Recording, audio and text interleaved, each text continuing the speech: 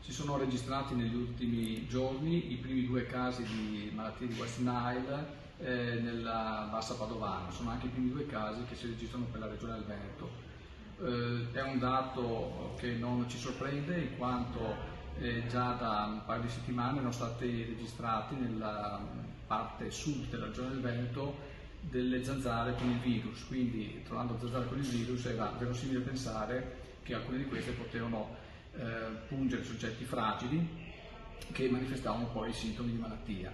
È il caso appunto di queste 2 persone ricoverate con sintomi neurologici, una persona di poco più di 70 anni e un'altra più avanti con l'età di oltre 80 anni, che hanno avuto appunto di sintomatologia neurologica, sonnolenza, prevalentemente come sintomo principale.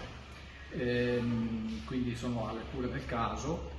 Però, come diciamo sempre in questi casi, essendoci le zanzare infette, quello della protezione personale con i repellenti, le maniche lunghe, i colori chiari e la zanzariera se si dorme la sera con le finestre aperte sono sempre delle indicazioni fondamentali per proteggere la propria salute.